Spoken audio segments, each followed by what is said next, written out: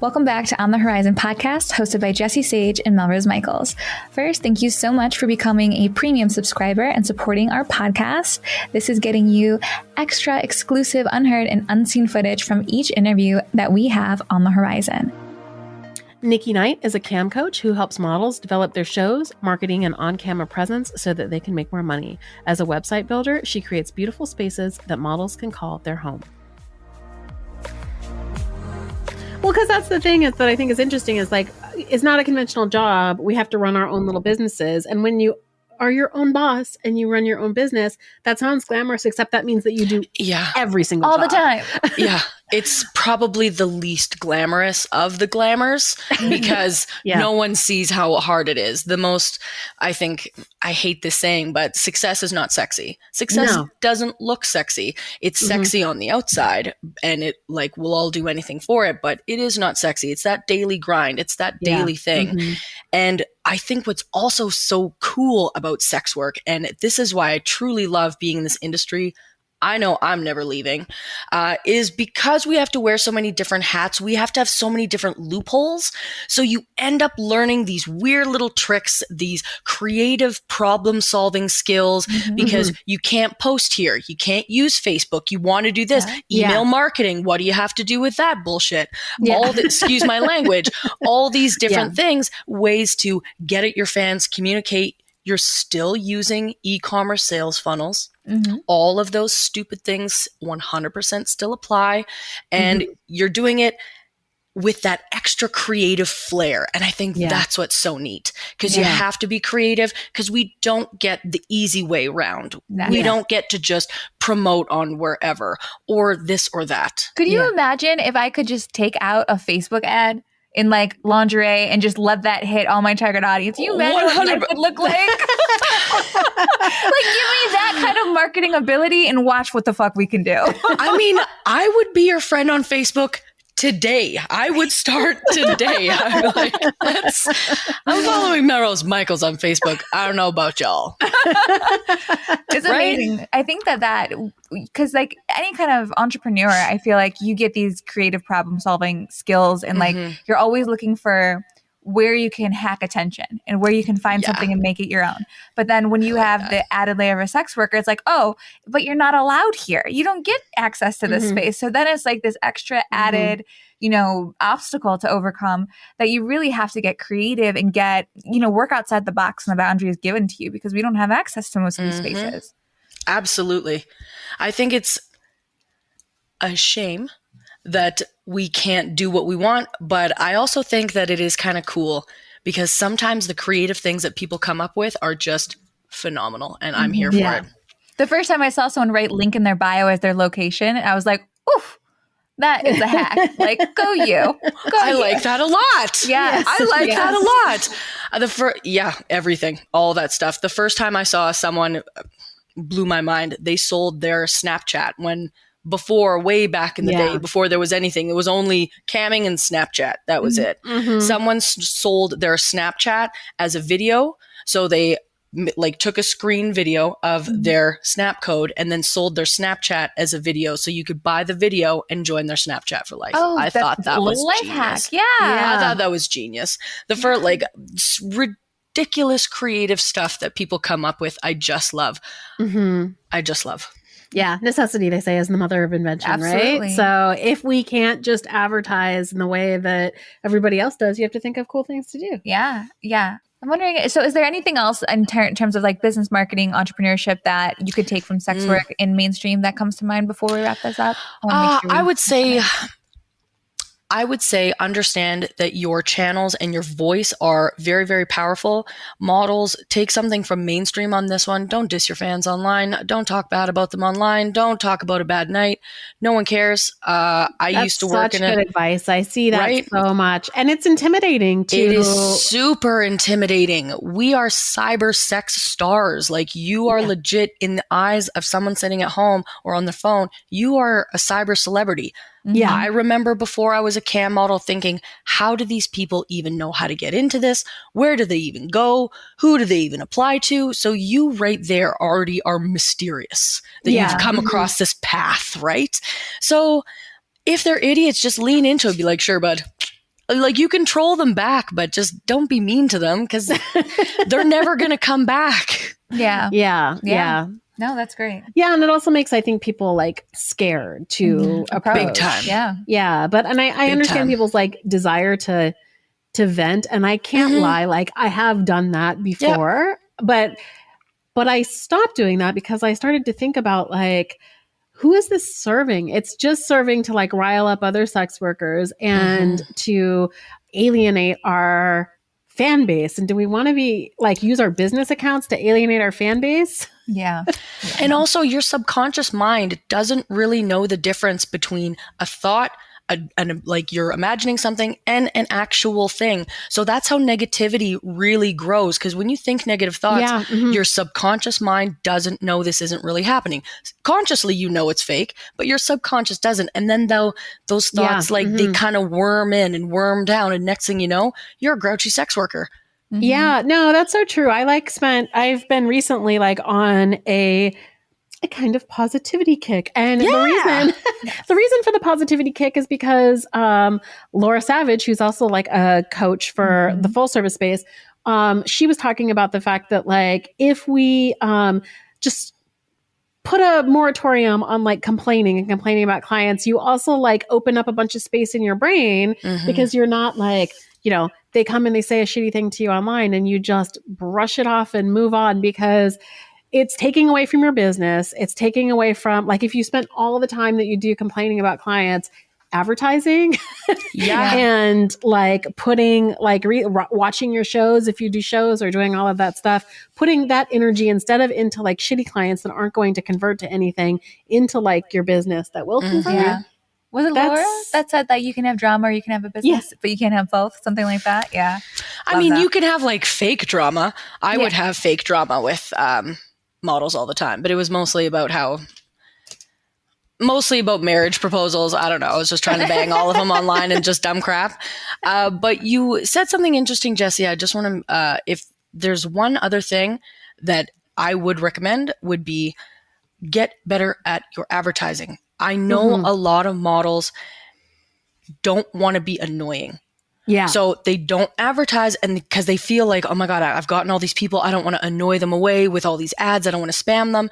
But in doing so, they never write creative ads. They post the same thing over and over because they're scared to annoy people when really that is actually annoying. Right. Instead of doing the other thing and getting creative with it. I like funny commercials. I like funny advertising. Everyone does. Yeah. So getting more creative and less fear would be great. I think that to the point that I think that's why TikTok has grown so many sex worker careers, actually, because it's these playful, light, silly, engaging video clips. And then it's only a few clicks away. It's one click to their TikTok profile, one click to their Instagram, one click to whatever they're selling. Yep. Yeah. You know, so like, I think that's why that's converted so well. And that's a great point. When you see like a Super Bowl commercial, you're like, oh, that was fucking funny. I remember it. Absolutely. I was thinking of Super Bowl commercials. They're the best. Yeah. They're so fun. There are a few models out there who have like, I know we all love a good shit post, but some of them are just hilarious. Who was it the other day? Fallon Fairbanks. She posted a picture of chicken fingers. It's like retweet if you love chicken fingers. And then of course she recopied it, being dominated by women and just like the small text. It's so funny. Yeah. Like, yes, retweet if you do love chicken fingers or being dominated by women. I retweet that stuff all the time. So having fun with it, like we're in entertainment as well. It's an entertainment business. You should be having fun. You should be fun entertaining yourself. Someone told me once, and I like was trying to, I've tried to take this to heart because I have to say that for me, like advertising is probably my weakest point. Like I put a lot of attention into like client interaction, a lot of attention into like retention and that, but like less in advertising. And I'm trying to shift that. But like somebody said, like, if you get to the point where you think you might be annoying people with your advertising, step it up a notch. Yeah. It's never as much as you think it is.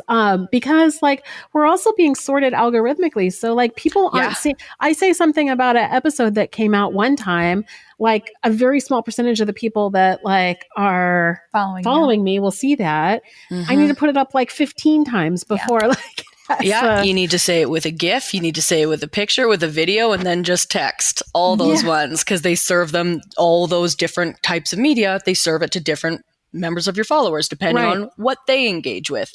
So you're totally right. Yeah. Getting more creative with it. And again, no one, like, you can do whatever you want on Twitter. Yeah. Except, okay, so like open everything. No, like being fun, kind of a jerk on Twitter is my favorite thing to do all day. Yeah. I have a question too, because since we're kind of spinning off the social media topic, I've had people who are interested in sex work or want to get into like the content creation side of things, especially post pandemic, who wonder if you can do it without social media, or if you can be successful if you have zero social media. What are your thoughts on that? Where are they seeing you then? Well, yeah. Well, this is what there's only one way that I was able to like camming. Camming. Maybe camming, yeah, because you need something. Traffic. You need something, but then your content should probably then you're just camming, right? Yeah. You need some kind of channel. If you have no social media, I think it worked maybe when OnlyFans share for shares were really useful, but I don't think those work the same way they used to anymore. I think a lot of things don't work the same way they used to on OnlyFans anymore. Yeah. I think people's fans are getting burnt out. Yes. Yes. And speaking about business things, that I feel that an area, one site that so very, in my mind, graphically showed the lack of business training was OnlyFans. It just seemed like those subscription prices, it was a race to the bottom, because everyone was just that knee-jerk reaction of put it on sale, put it on sale, put it on sale. Then the next person coming into it, because there were a lot of new sex workers in the industry, they see that and they think that's the starting point. Then they try and go lower.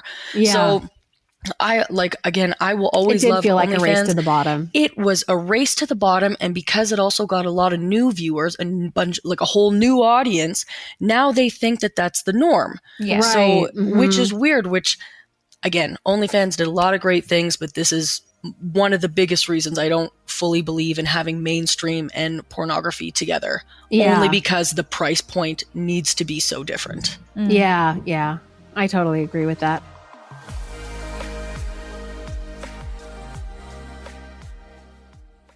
Noah Bensi has been in the adult industry as an entertainer, creator, and mentor for almost 9 years. She runs the YouTube channel Secret Life of a Cam Girl, where she gives industry insight and tips to those who want to successfully navigate this crazy industry. You brought up a really good point, though, because how other companies that we work with, like in and not in the industry, that let's say because we're influencers as well, like where they are placing our value. Yeah. Like you had that companies like trying to look at your Pornhub. Like I've had the same issue. I've had people not want to work with me. One time I was so awkward. One time I had someone say to me like, "Oh, how many millions of views do you have on Pornhub?" And I was like, I don't even think I have a million views on Pornhub. I have no idea. I don't know.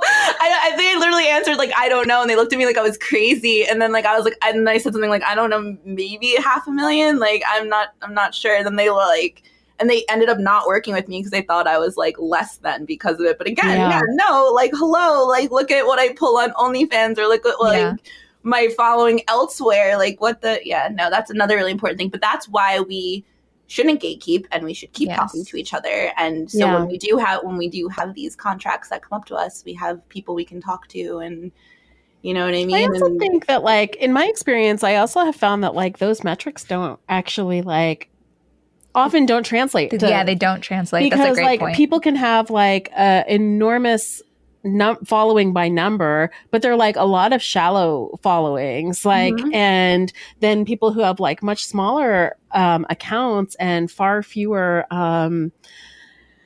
followers will actually like their following is way more loyal. Yeah. And you know, I bet you've seen this even in the cam space. We've seen like major porn stars go into webcam and not make revenue. No, it's a different ecosystem. It's different. And there's just not, again, it's the personality of it all. It's like the making it personable, and it's like having all of that. That's why it's like, it's so different. But yeah, no, I have a friend who like, I think she has like, she does dom work, and she is so like I don't know. She's like 10 fans maybe, but she makes so much money off of it. Like she works with like 10 people. She has like her subs and that's what she does. And that's her little circle. And like, she's very successful and she's great at it. She loves her life. And like, it's not about those numbers. It's true. It's not even about your name. Like you just said with being a porn star, it has nothing to do with that either. Like, I mean, like, cause I remember so vividly being on MFC when I was camming hardcore there. And there's 2 occasions. One when Jenna Jameson joined MFC. I remember. And I hope I'm remembering this right. I'm pretty sure it was Jenna Jameson because we were all like, we don't stand a fucking chance. Like, what? Like, this is going to ruin us. And then another occasion, if I remember right, I could be wrong, but I could have sworn Brie Olsen joined. And I was like, well, how am I going to add up to that?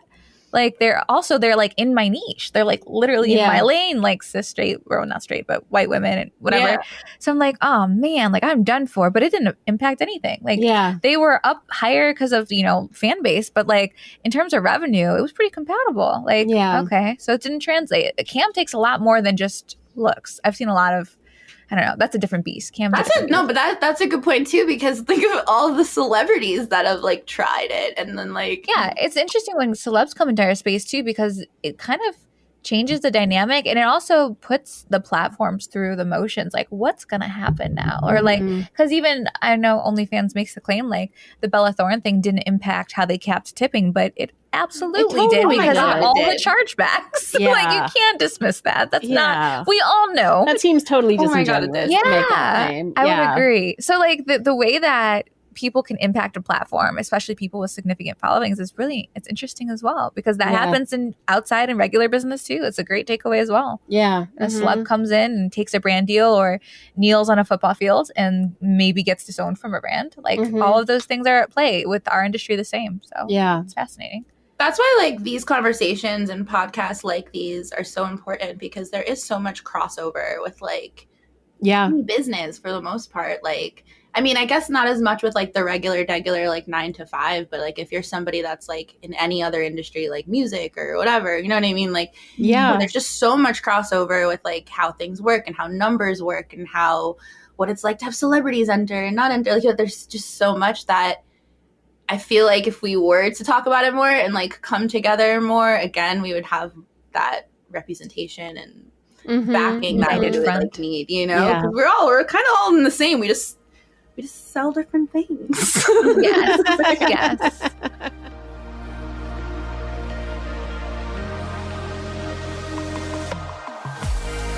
Laura Savage is a writer, sex worker, and coach.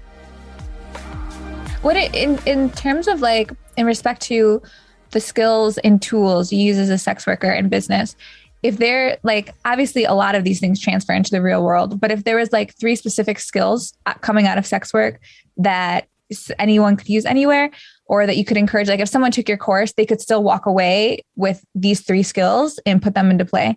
Obviously, social media marketing was one that you hit on, but what are maybe 2 others? I would say figuring out a way to manage your administrative load and make it as small as possible, because yes, we make money doing that. Like that's necessary stuff, but we do so much back end work that like we can get caught in that instead of doing the work that pays. Like I always want to be saying what is going to make me money today, or bare minimum, what's going to set me up to make me money tomorrow, not just starting things like I'm going to start this project. Like, okay, what's going to be the projected ROI on that? I'm always looking at what's the projected ROI? How fast is it going to come? Is this going to get me the return that I need and want? And then the other thing is keep your head down, bow out of not politics as a whole, because that's just sort of the water we swim in. But sort of community bullshit. Like, I know. One of the things I got from that I really loved from your course, probably like it's such a side note that's like not part of it, but like when you said, because I took your GFE class actually, so I should say that it was great. And one of the things you said is you can make money or you can make drama, but you can't make both at the same time. And that like always stood in my head, because there is so much drama that is so easy to get like sucked into and worried about, when you can like take a step back and be like, I don't need to, like, I think it was like freeing to me too, because I was thinking like, I don't actually need to have an opinion on every controversy that comes up in this space, because it could just like bleed you dry. Yeah. Yeah, it'll wear you out. And don't worry, the controversy will be back in 8 months. Same one. Yeah. Catch it the next time it comes through town, if it's important to you, or you have something of value to add. But honestly, like, you know, I'm always like, this isn't high school. Like, we're here to make money. These are businesses that we're running. And that's what I need to focus on, is making my money and, you know, meeting my goals. Yeah. I'm not doing this for glory. Yeah. Because there's so much glory in it. There's so much glory in being a whore. It's just I think that's a great point, because like I see a lot of, you know, drama or controversy or just conversations that are heated, I guess, coming across my timeline, especially on sex work Twitter, that's like, there's tempting, you know, to get involved or to say your side of things. But I also wonder, because it's the same characters or the same actors that seem to be in these conversations. And I'm just like, how are you paying your bills? Like, not like from like a classist perspective or anything, but like, I don't have time to like, and like someone will ask me like, did you see this? I'm like, how'd you see it? Like, I feel that way too. I don't have time to scroll like that. Yeah. I'm busy. Yeah, I agree. Like I was saying to a friend of mine a couple of weeks ago, we were chatting and I said to them, doesn't anybody else have like debt? I know. Or like a mortgage question mark, or like medical bills? Like I have shit I have to pay. If I go on Twitter, it's going to be A, to look at hot people, or B, find something to make me laugh. And like, there's no other reason. Like for entertainment and to market. That's it. Yeah. I've come up with this because, like I said, social media can cannibalize kind of my real life. But the practice I've been trying to stick by is post and ghost. Put your thing out there for marketing, ghost. Don't log on the app, post and ghost. Turn off notifications. Post your shit and go. Yeah. I listened to this writing podcast one time, and there was a writer on there, obviously. And she said something that I have also taken with me. She said, like, this was about writing pieces, but it's applicable to this as well, where she was like, your articles are not your babies. You don't have to follow them around and like monitor whatever and like take care of them and like foster them after you've put them into the world. Like, you can just let them go, you know? And I was like, amazing. That's like, that's the good thing about them. Like, as moms, like Laura and I are moms, like, you have to put so much energy into like your babies, but your tweets or your articles, like, don't have to be your babies. You could just put them into the world. Let them go. Yeah, that's great. Plus the TL, and off we go. Yeah. Which is easier said than done. Yes. Yeah. Oh God, me checking. Why did only 36 people like this selfie? No, I thought it looked cute. I'm always amazed when I'm split testing, especially content, like what performs well and what doesn't. Cause like the thing I work so hard on that I think is like art, beautiful, fucking flops every time. And the thing that was like garbage and I thought it was going to be funny or someone would laugh at it just takes off. I'm like, I know. Okay, I'll never know. Is there other things that you think that you took away, that you've like learned in the last 8 years that you think have been like great takeaways from sex work, or anything that we didn't ask you about that you have been thinking about? I'm curious if you notice trends. Like, are there trends in the full service side of things? Because I know with like digital sex work, there's always trends. Things are always changing. A lot of it is, component depending on like how social and how that ecosystem changes, or how OnlyFans decides to ban us or not. So if things like that happen, I wonder how that affects full service, or if there's trends in that way. There are definite trends, and I'm a fan of following them to a certain point and then going rogue and going the complete opposite direction. Like, and it can happen in interesting ways where like there was a time where everybody had these packages where it was like not just time, it was like a date and I'll cook you dinner, or we'll do this. And everybody globbed onto that for a while, or even just everybody wearing a certain outfit or a certain type of photograph, or working with a certain photographer. And my favorite thing is when like we were all like providing bespoke experiences. God, I miss those bespoke experiences days. I provide bespoke experiences. Yeah, that's a little cringy to me because a tiny bit. But like I followed a lot of those as well. And I think that before you sort of find your own voice, and this might be what applies to across the board for all business, is until you find your own voice, no shame in following these trends to see what works for you. Okay. Yeah.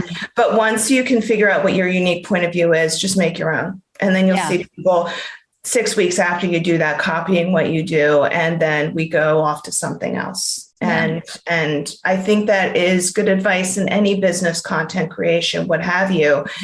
Of course, everybody's going to do the hot thing to get engagement, to fit in. Yeah.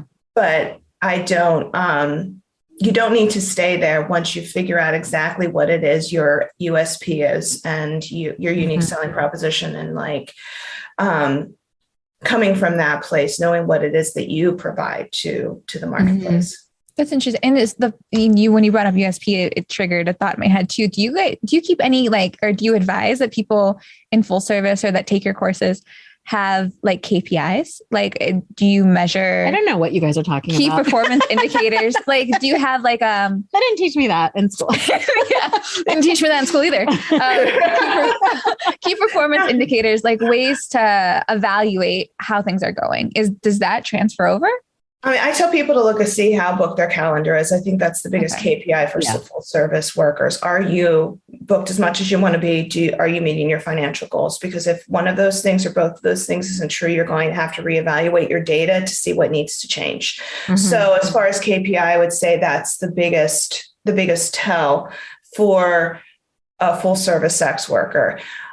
As far as my own business, my biggest KPI is similar across the several projects that I have. How much am I working? Am I meeting my monthly? Am I meeting my monthly financial goals? Yeah. Because that's the biggest sort of indicator of, is the business healthy or not? Yeah. And it has to be both. It can't just be, am I making the money I need? Because like I can work, 18 hours a day and I can make the money I need, but I'm going to end up in a fetal position, not being able to get out of bed for a week after a while. Yeah. So I need to sort of watch those two data points to make sure that they are in balance. And then there are other things too, as far as like, am I giving the most, how can I explain this? Sort of like knowing what legs of my little business, whatever empire. I hate to use the word empire. It's not the word. I don't feel like, it's my empire. I don't want but like my little side projects I'm doing, all the stuff I do that make up my business. Am I putting the emphasis in the right place? Yeah. As far as, or am I bailing water out of a sinking ship? Yeah. Or, okay, for this period of time, we're launching something else. And even though it's not making money yet, I believe it will in 3 months. So this is what the bulk of the time needs to be spent on. That sort of watching my sort of time management, which is another word I hate, but that's the best one I can come up with to see and make sure that I'm putting my time where it's going to make the most sense. Yeah. I found that when I started to like actually recognize that I was running a business and like treat it like a business, that it was only then that like I did start making my goals, is like because there was a long period of time when I was doing sex work where I was just like, I didn't even know how much money I like brought in, like I was just like working and then doing other things. And then when I was like, you know what? I'm going to have like a monthly goal, and every day I'm going to put down like what I made from the different platforms and what I made from full service work or what I made from whatever.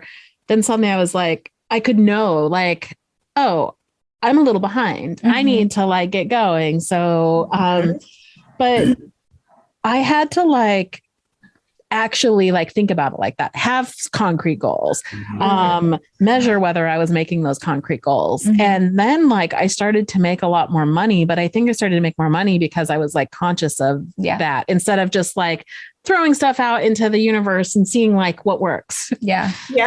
Absolutely. Like there is an element of just, let's see if this works. But at some point, like, you don't know if you've reached a goal unless you know what the goal is and you're tracking your progress, because we can just work and work and work and work and work and work and work and never get there. Yeah. We hope you enjoyed this bonus footage from this episode of On the Horizon, and we look forward to having you tune in next time.